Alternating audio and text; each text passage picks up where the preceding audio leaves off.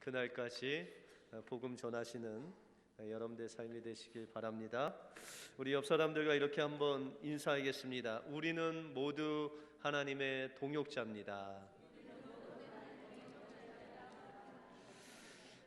여러분들 한 사람 한 사람이 하나님의 동역자임을 믿고 주님 안에서 동역하시는 여러분들의 삶이 되시길 바랍니다. 미국의 시카고의 한 교도소에 교도소 창립일을 맞이하여 행사를 준비했다고 합니다. 그러면서 그곳에 있는 200명에 달하는 죄수들에게 질문을 하기를 당신들의 소망이 무엇입니까? 라고 그렇게 물었답니다. 그랬더니 이 200명의 죄수들이 무엇인가 귓속말로 서로 속삭이더니 이제 일제히 한 목소리로 자신의 소망을 외쳤습니다. 이제 한마디로 강당이 떠나가라고 외쳤는데 그 내용이 대문을 열어라 라는 것이었습니다. 어떤 대문이었을까요? 교도소의 대문이 열려지는 그날이 바로 이 죄수들의 소망이자 희망이었다라고 그렇게 말하고 있습니다. 토마스 카라일이라는 사람은 인간은 희망의 기초를 둔 존재다라고 그렇게 이야기를 했습니다.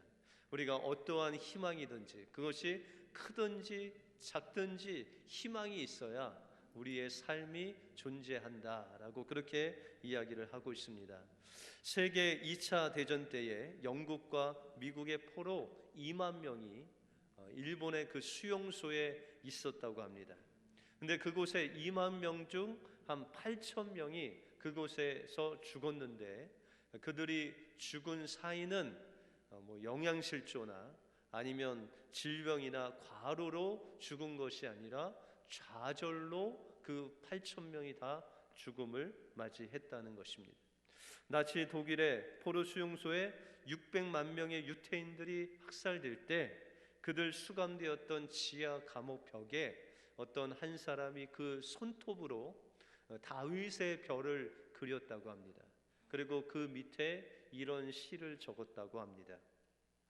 비록 태양이 우리에게 비춰오지 않지만 저기 태양이 있는 것을 믿노라. 비록 사랑이 내게 느껴지지 않지만 저기 진실된 사랑이 있는 것을 나는 믿노라. 비록 하나님이 지금은 침묵 가운데 계시지만 나는 하나님의 살아계심을 믿노라 라는 시를 적어 놓았다고 합니다.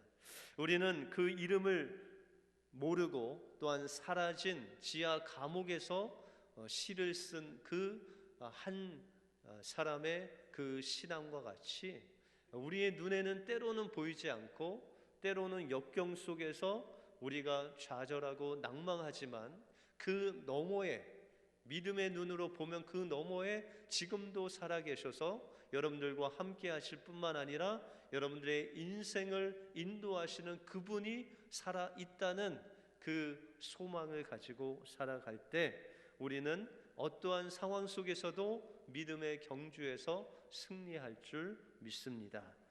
오늘 본문을 통해서 하나님께서 원하시는 이 믿음의 경주를 하기 위해서 우리가 이루어야 할 아름다운 팀워크가 무엇이고 또한 이런 아름다운 팀워크를 주님 안에서 이 교회에서 이루어 갈 때 하나님께서 주시는 그 놀라운 축복이 무엇인가를 오늘 본문을 통해서 살펴보겠습니다. 먼저 아름다운 팀워크는 우리가 분명한 하나님을 향한 비전을 가질 때 이루어집니다. 우리는 어떤 일을 할 때 분명한 목적과 목표를 가지고 있어야 됩니다. 이것을 가리켜 우리가 분명한 목표와 목적이 있는 삶이 바로 하나님이 원하시는 비전의 삶이 바로 이 목적과 목표를 가지고 사는 것입니다. 근데 오늘 본문에 보시면 느헤미야를 통해서 이 이스라엘에게 분명한 목표와 목적을 가지고 있었습니다. 느헤미야 2장 17절에 보시면 후에 저희에게 이르시기를 우리가 당한 공경은 너희도 목도하는 바라. 예루살렘이 황무하고 성문이 소화되었으니 자 예루살렘 성을 중건하여 다시 수치를 받지 말자라고 느헤미야가 이스라엘 백성들을 향해서 이야기하고 있습니다. 여러분들, 이 이스라엘 백성들이 이 성벽을 건축하는 것은 그들의 목표고 그들의 목적은 바로 이 성벽을 건축함으로 인해서 다시는 수치를 받지 않는 것, 그것이 그들의 목적이었다는 것입니다. 여러분들, 그들이 이 성벽이 무너짐으로 인해서 수치를 받았는데 이 수치라는 것은 하나님의 영광을 가리웠다는 것입니다. 예루살렘 성에 보시면 성전에 수많은 하나님을 섬기는 기물들이 있었습니다. 때로는 금 한 달란트로 만든 등대도 있었고 아주 귀중한 법궤도 있었습니다. 그 안에는 만나 항아리도 있었고 쌍난 지팡이도 있었고 하나님의 그 말씀인 십계명도 있었습니다. 그런데 이 하나님의 성이 무너지자 그 주변에 있는 많은 족속들이 이 예루살렘 성전을 쳐들어와서 그 안에 있는 하나님을 섬기는 그 기물들을 하나 둘씩 다 훔쳐갔다는 것입니다. 이것이 바로 수치라는 것입니다. 그런데 더 중요한 것은 이방 나라들이 그들 나라마다 섬기는 이방신이 있었다는 거예요. 그래서 이스라엘과 그 이방 사람들이 싸워서 이기게 되면 그 이긴 나라의 신이 진신보다 더 높다는 거예요.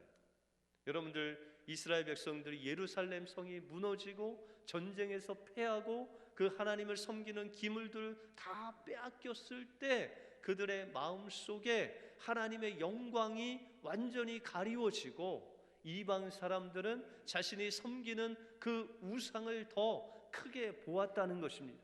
이것이 바로 그들이 맞이한 수치고 또한 목적은 이 수치를 다시 한번 회복되어서 하나님께 영광을 돌리는 나라가 되는 것이 바로 그들의 이 성벽을 쌓는 목적이 되었다는 것입니다.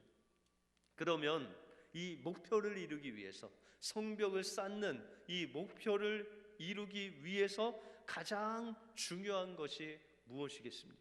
그것은 바로 그 목표를 향한 방향성입니다. 무엇을 바라보면서, 무엇을 소망으로, 무엇을 비전 삼아 그 일을 하느냐에 따라서 그 하나님께서 주신 성벽을 건축하느냐 못하느냐가 결정된다는 것입니다. 오늘 본문에 보시면 이 느헤미야 3장은 온통 이 성벽을 짓는데 동참한 사람들의 이름이 나와 있습니다. 수많은 사람들이 성벽을 짓는데 동참했는데 그 이름을 하나하나 세 보면 75명의 이름이 나옵니다. 그런데 이 하나님의 일꾼들이 이 하나님의 비전을 이루기 위해서 어떻게 하나님께서 주신 비전을 가지고 사람을 보지 아니하고 주변에 있는 사람과 비교하지 아니하고 자기에 맡겨진 그 일들을 하나님만을 바라보면서 건축했는지를 오늘 본문을 통해서 보겠습니다.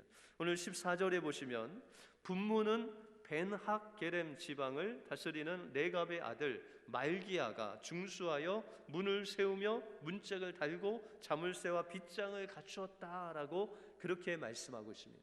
여러분들 성벽을 보시면 여러분들이 잘 아시는 양문이나 수문이나 골짜기 문이나 여러 가지 문들이 있습니다.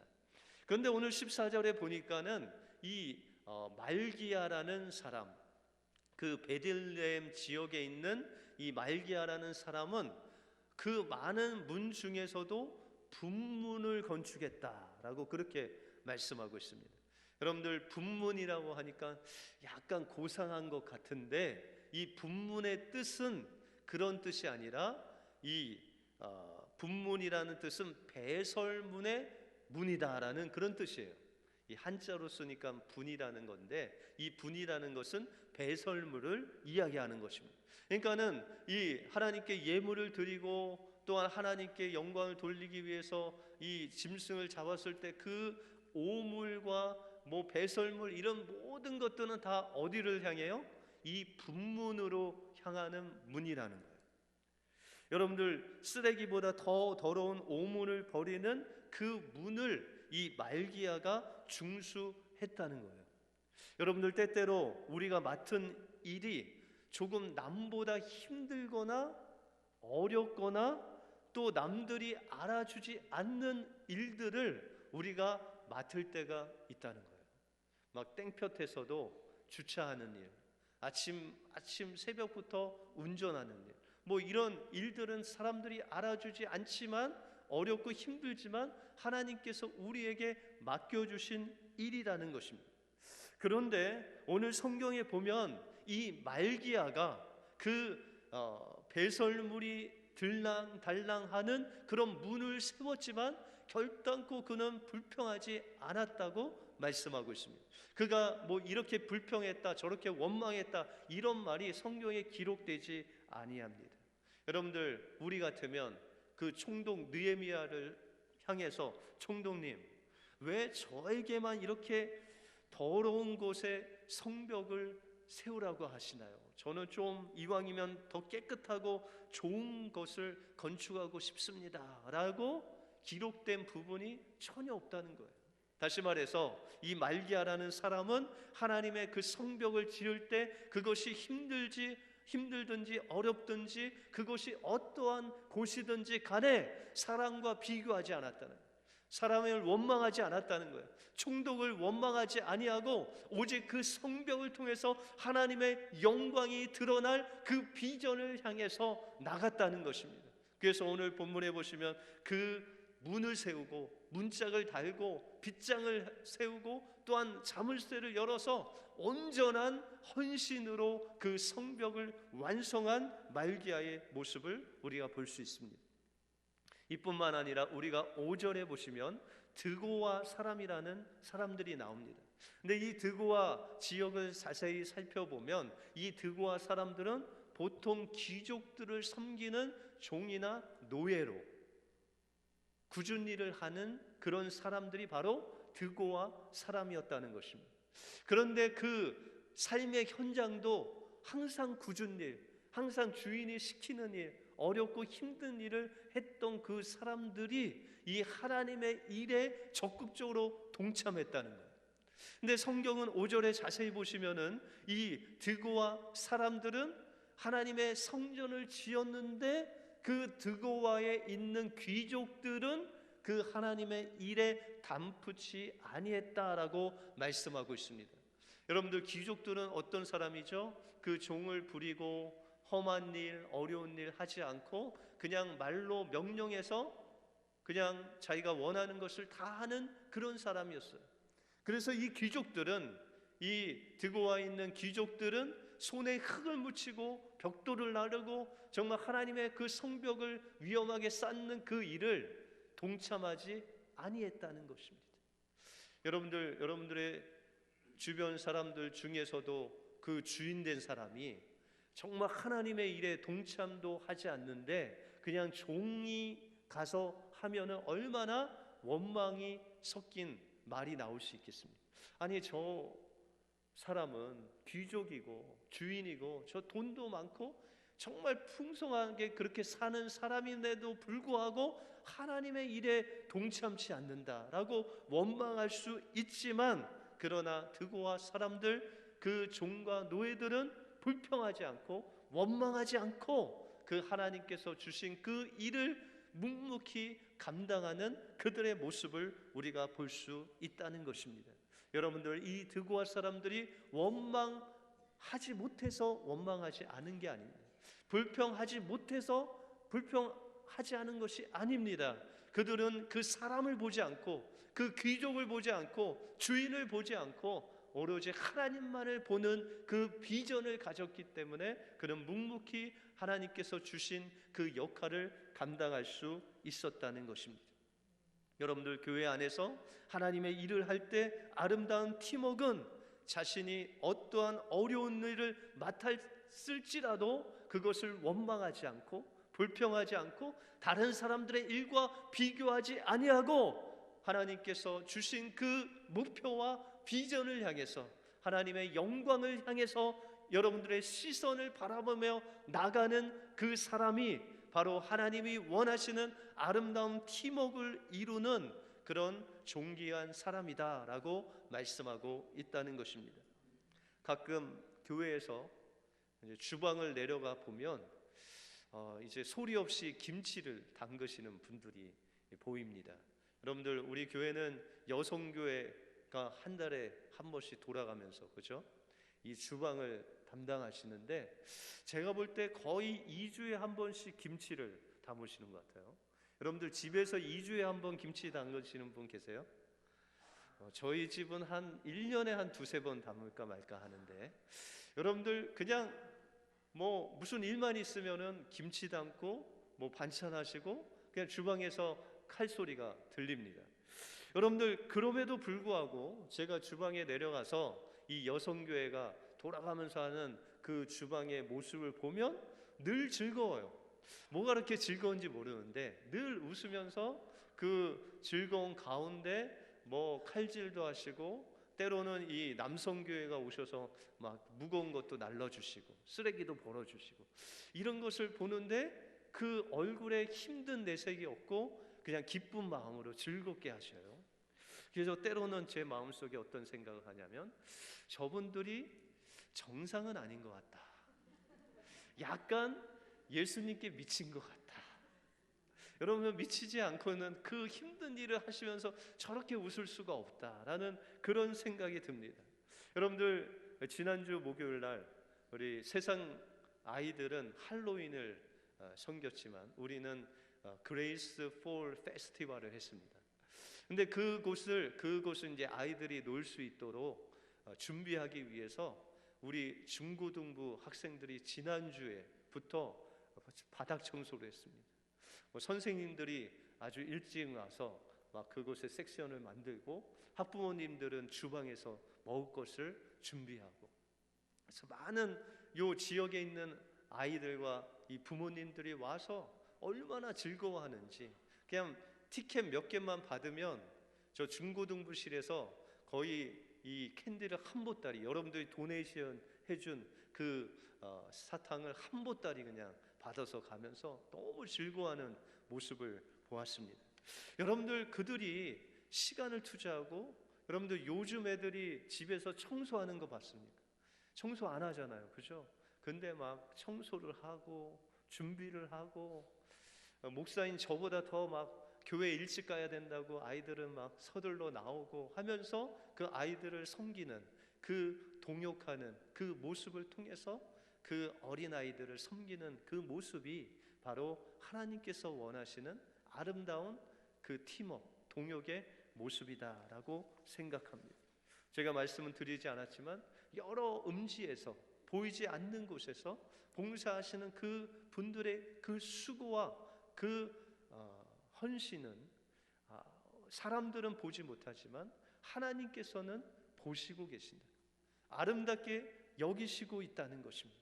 그 아름다운 팀워크와 동역은 우리의 시선을 다른 사람에게 두지 아니하고, 다른 사람들의 일이 더 좋아 보인다라고 생각지 아니하고, 하나님께서 우리의 이 수고를 통해서, 은혜교회를 통해서 하나님의 나라를 세우실 그 주님의 영광을 바라보면서 우리가 묵묵히 봉사하며 나갈 때 하나님께서는 그 자리가 정말 하나님 보시기에 아름다운 팀워크를 이루는, 하나님의 나라가 세워지는 동역하는 장소요, 하나님이 함께 하시는, 임재하시는 곳이다라고 말씀하고 있습니다. 하나님께서 여러분들에게 주신 귀한 사명, 사람 보지 아니하고 원망하지 아니하고 오직 하나님께서 주신 그 비전을 향하여 나가심으로 하나님께서 원하시는 아름다운 팀워크를 만들어 가시는 우리 은혜교회 모든 성도님들 되시길 주님의 이름으로 축원드립니다. 다음으로 아름다운 팀워크는 우리의 헌신을 통해서 이루어집니다. 오늘 본문에 보시면 기록된 모든 사람들이 헌신한 사람입니다. 자신의 일을 내려놓고 그 많은 그 성벽을 건축하는 일에 헌신된 자였습니다. 그런데 그 중에서도 아주 어려운 상황 속에서도 하나님의 일에 동참한, 더 헌신한 사람들이 있었습니다. 여러분들 오늘 2절에 보시면 여리고 사람들이 이 성벽을 건축하는데 동참했다라고 그렇게 말씀하고 있습니다. 여러분들 여리고라는 곳은 예루살렘에서 한 35km 정도, 한 20마일 이상 떨어진 곳이고, 또한 이 여리고에서 예루살렘으로 오려면 그 높이 차이가 한 1000m가 됩니다. 다시 말해서 이 예루살렘은 한 750m의 고지에 있고, 이 여리고는 평지보다도 250m 더 낮은 곳에 있습니다. 그러니까는 그 예루살렘에 오는 길은 오르막길로 한 20마일을 걸어와야 그들이 예루살렘에 올 수 있다는 것입니다. 이와 같이 그 오르막길을 오르면서 그 20마일이 되는 그곳에 매일같이 출근을 해서 그곳에서 성벽을 쌓는 그런 헌신적인 역사를 이룬 사람들이 바로 여리고 사람이다라고 말씀하고 있습니다. 또한 4절에 보시면 무레못이라는 사람이 나오는데, 이 사람은 여기에 한 번만 나오는 것이 아니라 21절에도 보시면 무레못이라는 사람이 2번이나 나옵니다. 자신이 맡은 그 일을 할 뿐만 아니라 다른 곳에 또 한 성벽을 세우는 그 놀라운 일들을 감당했다는 것입니다. 이런 사람들이 적어도 3사람 이상이 나옵니다. 자기가 한 일뿐만 아니라 다른 사람의 2배로 헌신한 사람들이 나온다는 것입니다. 또한 20절에 보시면 그 다음은 삽배의 아들 바룩이 한 부분을 힘써 중수하여 성구비에서부터 대제사장 엘리야십의 집 문에 이르렀고라고 말씀하고 있습니다. 이 바룩이라는 사람은 특별히 하나님의 성벽을 중수하는데, 다른 사람들은 다 중수하고 이렇게 세웠다라고 하는데, 오늘 본문에 보시면은 이 바룩에게는 하나님이 한 글자를 더 넣으셨어요. 그것이 바로 힘써 중수했다라고 말씀하고 있습니다. 여러분들, 하나님께서 하나님의 일꾼들을 기록하시는데 그들의 이름과 그들이 한 일을 기록함에 있어서 그 바룩의 마음까지도 하나님께서 기록하게 하셨다는 거예요. 여러분들, 여기서 힘써 중수했다는 이 힘써라는 단어를 찾아보면 맹렬하다, 불타다, 불타오르다라는 그런 뜻이 있습니다. 다시 말해서 하나님의 그 성벽을 세우는 데 있어서 이 바룩은 너무나도 감격해서 그 마음에 불타오르는 그 열정을 가지고 하나님의 성벽을 세워 나갔다는 것입니다. 하나님께서는 여러분들이 봉사할 때 어떤 마음으로, 어떤 열정을 가지고, 어떤 기쁜 마음을 가지고 하나님께 헌신하는지 여러분들의 겉모습만 보는 것이 아니라, 결과만 보는 것이 아니라 여러분들의 마음 중심을 하나님께서 기억하시고 보고 계신다라고 그렇게 말씀하고 있다는 것입니다. 그런데 성경은 이 75명 이상의 사람들이 하나님께 헌신을 할 때 그 헌신이 땅에 떨어지지 아니하고 하나님께서 기억하신 바 되었다라고 말씀하고 있습니다. 여러분들, 마태복음 6장 19절에 보시면 너희를 위하여 보물을 땅에 쌓아두지 말라, 거기는 동록과 좀이 해한다라고 말씀하시면서 오직 너희를 위하여 보물을 하늘에 쌓아두라라고 말씀하고 있습니다. 여러분들, 하나님께 이 헌신과 이 수고가 기억한 바 되었다는 것은 그 헌신이, 그 수고가 땅에 떨어지지 아니하고 그 하늘의 보물로 쌓음을 받았다라고 말씀하고 있다는 것입니다. 하나님께서는 여러분들이 봉사하고 여러분들이 헌신하고 여러분들이 아무도 없는 그곳에서 힘에 겹도록 하나님 앞에 봉사하고 섬김을 할 때 하나님께서는 그것을 보시고 기억하시고 그것에 상응하는 상급을 하나님께서 예비해 두시고 있다라고 말씀하고 있습니다. 여러분들, 사도행전 10장에 보시면 고넬료라는 사람이 나옵니다. 이 고넬료는 유대인이 아니라 로마 군병이었습니다. 로마 군병 중에서도 그 수하의 한 100명의 이상의 부하들을 거느리고 있는 백부장이 바로 이 고넬료라는 것입니다. 그런데 이 고넬료는 로마 사람인데도 불구하고 그 이스라엘 백성들을 사랑해서 때로는 구제하고 때로는 도와주고 때로는 은밀한 가운데서 그들을 돕는 그런 신실한 경건한 사람이었다라고 말씀하고 있습니다. 그런데 하나님께서 이 고넬료의 기도와 구제를 기억하셨다라고 말씀하고 있습니다. 우리가 10장에 보시면 고넬료야, 하나님 천사를 보내서 말씀하시기를 내 기도와 구제가 하나님 앞에 상달하여 기억하신 바 되었다라고 말씀하고 있습니다. 여러분들, 이 고넬료가 정말 사랑함으로, 이스라엘을 사랑함으로, 하나님을 사랑함으로 구제하고 기도했는데 그 구제가 하나님 앞에 상달됐대요. 여러분들, 이 상달됐다는 그 히브리어를 보니까 올라라는 단어예요. 여러분들, 올라 하니까 어떻게 돼야 돼요? 그 모습도 하늘에 오르는 거죠. 그렇죠? 이 단어가, 이 올라라는 히브리 단어는 여러분들이 잘 아시는 번제, 이 예물을 다 태워서 하나님 앞에 올려드리는 그 번제의 이름이 올라라는 단어입니다. 다시 말해서 이 고넬료가 수고하고 구제하고 그렇게 힘있게 헌신한 그 헌신이 하나님 앞에 번제물로 상달되어서 하나님께서 받으셨다는 거예요. 그리고 하나님께서 그것을 기억하셨다라고 말씀하고 있다는 것입니다. 여러분들, 우리가 성경에 보시면 구제를 하는데 하나님 앞에 올려드리는 구제가 있고 하나님 앞에 올려드리지 못하는 구제가 있다라고 그렇게 말씀하고 있습니다. 우리가 마태복음 6장에 보시면 하나님께서 구제에 대해서 말씀하시면서 너희는 구제할 때, 사람들 도와줄 때 오른손이 하는 일을 왼손이 모르게 하라 라고 말씀하십니다.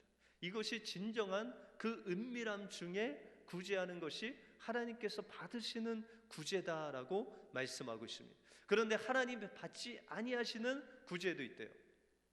여러분들, 마태복음 6장에 보시면 이 구제를 하는데 외식하는 자, 그 당시에 종교 지도자들이 이 구제를 어떻게 하냐면 길거리에, 회당이나 이 시장, 사람들이 많은 곳에서 이 구걸하는 사람이 있습니다.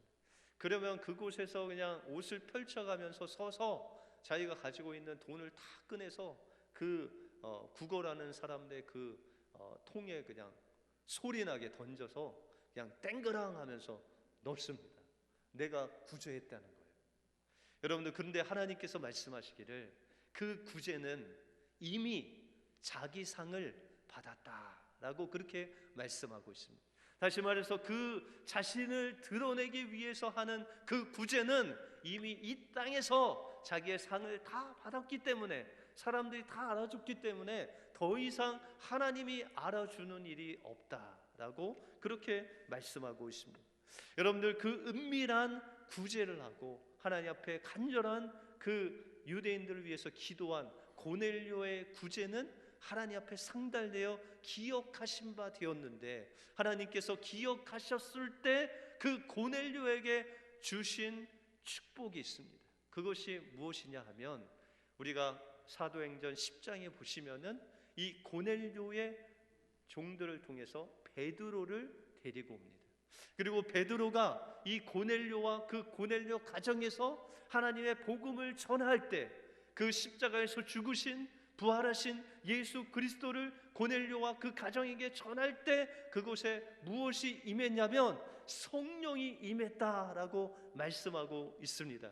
여러분들, 하나님 앞에 은밀하게, 하나님 앞에 구제하고 봉사하고 헌신하는 그 사람들의 그 헌신을 하나님께서는 기억하시고 그들에게 부어주시는 은혜가 바로 성령으로 그들에게 임재하여 주셔서 그들의 삶과 동행하시고 그들의 삶을 형통케 하시고 그들이 어디로 가든지 고넬료의 삶을 책임져 주시는 그 성령을 그 고넬료에게 보내주셔서 그의 인생을 전체를 책임져 주시는 그 형통의 축복을 하나님께서 주셨다는 거예요. 여러분들, 우리가 하나님 앞에 헌신하면, 하나님 앞에 은밀하게 구제하면 하나님께서 그걸 기억하셔서 여러분들에게 성령을 보내주셔서 여러분들 발걸음마다 주님이 동행해 주실 뿐만 아니라 그 요셉을 형통케 하시고 여호수아를 형통케 하셨던 그 형통의 축복이 성령을 통해서 헌신하는 자와 그의 인생 전부 속에 동행하는 놀라운 축복을 주신다라고 말씀하고 있다는 것입니다. 우리 은혜교회는 많은 일꾼이 필요합니다. 이 일꾼들이 하는 일은 때로는 많은 사람들이 하기 싫어하는 일, 좀 손에 물 묻히기 싫어하는 일, 그 2주에 한 번씩 김치하는 일, 그 쓰레기 버리는 일, 그 아침 일찍 나와서 저녁 늦게까지 찬양 연습하고 가는 일, 아침에 누가 보지 않지만 운전하는 일, 정말 말로 할 수 없는 그 어두운 음지에서 하나님만 은밀하게 봉사하는 그 일들을 하는 그 일이 일꾼들이 필요합니다. 그런데 그 일꾼들로 하나님 앞에 봉사하며 헌신할 때 우리는 사람의 시선을 보지 않고 사람과 비교하지 않고 어떤 사람이 무슨 일을 하는지 그것과 비교하지 않고 오직 하나님의 영광을 위하여 비전을 가지고 하나님을 바라보며 나갈 때 하나님께서는 그분을 통해서 하나님의 놀라운 그 팀워크를 이루실 뿐만 아니라 하나님의 그 기억하신 바 되고 그에게 성령을 부어주셔서 그가 어디로 가든지 형통할 수 있는 그 형통의 복으로 하나님께서 함께하여 주신다 약속하고 있다는 것입니다. 하나님께서 여러분들에게 하나님께서 일을 맡겨주시기를 원하십니다. 그리고 하나님께서 우리 은혜교회 한 사람 한 사람을 하나님의 일꾼들로 세우시기를 원합니다. 하나님의 일꾼들로 세워질 때 사람들을 바라보지 않고 원망 불평하지 않고 온전히 그 비전을 통해서 하나님 앞에 헌신할 때 하나님께서는 그 자리가 아름다운 그 팀워크의 자리가 되고 그 자리가 바로 하나님께서 기억하시는 자리가 되고 그곳에 하나님의 임재가 있는 형통의 자리가 될 줄로 믿습니다. 그 자리에 우리 은혜교회 모든 성도들이 서는 놀라운 주님의 은혜가 있기를 주님의 이름으로 축원드립니다. 기도하겠습니다. 하나님 감사합니다. 오늘도 살아계셔서 우리를 통해서 부족하고 연약한 우리를 통해서 하나님의 나라를 세우시는 일꾼들로 삼으시는 주님의 은혜에 감사와 영광을 올려드립니다. 하나님, 우리에게 맡겨주신 그 귀한 직분, 귀한 사명 우리가 은밀하게 감당할 때 하나님 사람을 보지 않게 하시고 하나님 앞에 원망과 불평하지 아니하고 하나님 정말 하나님의 비전을 향해서 하나님의 영광을 위하여 헌신하는 우리의 삶이 되게 하여 주시옵소서. 그리하여 하나님 그 헌신이 하나님께 기억함 바되게 하여 주시고 그것을 통해서 우리의 삶이 성령님이 늘 동행하시고 또한 형통의 길로 축복하시는 귀한 하나님이 동행하시는 길이 될 수 있도록 인도하여 주시옵소서. 모든 것 주님께 감사드리오며 예수 그리스도 이름으로 기도하옵나이다. 아멘.